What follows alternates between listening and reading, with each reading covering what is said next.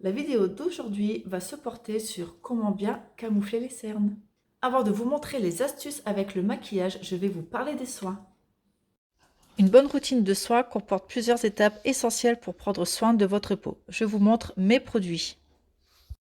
Matin et soir, j'utilise un nettoyant doux adapté à mon type de peau pour éliminer les impuretés, l'excès de sébum et les résidus de maquillage. J'utilise ensuite l'eau de rose pour venir resserrer les pores et préparer la peau à recevoir les produits. Si vous avez des imperfections au niveau de votre peau telles que rides, acné ou taches, vous pouvez intégrer des produits ciblés tels que des sérums pour traiter ces problèmes spécifiques. Je termine toujours ma routine par une crème hydratante adaptée à mon type de peau pour maintenir son hydratation et prévenir la sécheresse. Choisissez une formule légère ou plus riche en fonction de vos besoins. La partie skincare est terminée, maintenant passons à la partie make-up. Pourquoi il est important de préparer votre peau avant de mettre vos produits make-up? De 1, pour hydrater votre peau, la repulper, et de 2, pour faciliter le maquillage à s'appliquer. Donc comme vous pouvez voir, moi j'ai les cernes plutôt bleues. Et dans le cercle chromatique, la couleur opposée du bleu, c'est l'orange. Du coup, je vais venir appliquer un petit peu d'orange au niveau de mes cernes. Nous n'avons pas toutes la même coloration de cernes. C'est pour ça je vous mets le cercle chromatique juste ici. Petite précision sur le cercle chromatique. Le cercle chromatique peut en effet être utile pour atténuer les cernes.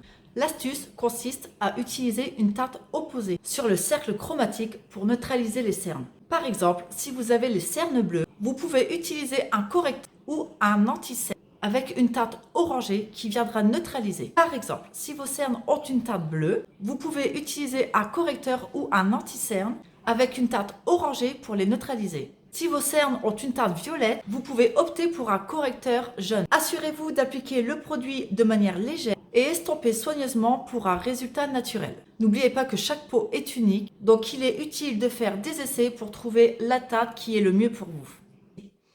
Comme ça, vous pouvez voir quel sous-ton est plus adapté à vos cernes. Donc j'en mets vraiment au niveau de mon cerne.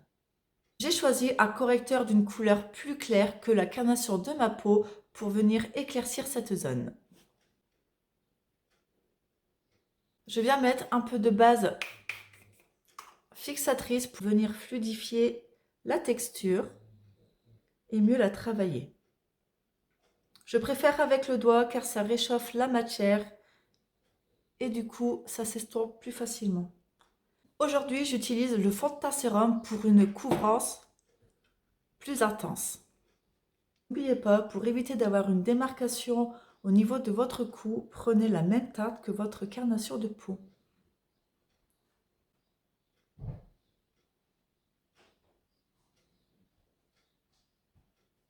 Venez poudrer légèrement cette zone avec une poudre translucide pour éviter que cette matière ne rentre dans les ridules. Pour venir structurer et apporter du relief à mon visage, je vais mettre un peu de bronzer. Je vais venir réchauffer mon teint. Donc j'applique la règle de C pour avoir quelque chose d'harmonieux, de structuré. Je remonte bien au niveau de la tempe pour venir lift. Je vais rajouter un peu de blush pour le côté bonne mine.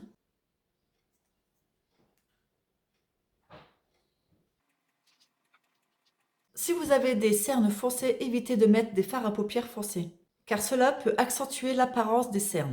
Optez plutôt pour des teintes claires et lumineuses, cela va venir éclaircir votre regard. Voilà le résultat. Donc vous voyez, le fait d'avoir mis des couleurs relativement claires, c'est venu agrandir mon regard.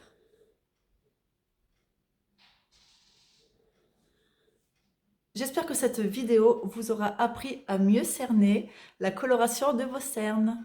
À bientôt pour une prochaine vidéo astuces et conseils.